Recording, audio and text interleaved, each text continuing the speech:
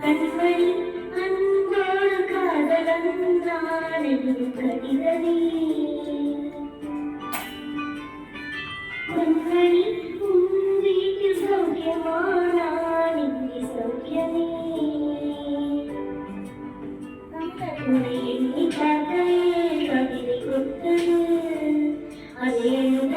கையில் வார்த்தை முத்தது கண்மணி அன்போடு காதலன் நாளில் கடிதமே பொன்மணி உன் வீட்டில் சௌக்கியமானான் இங்கே சௌக்கியமே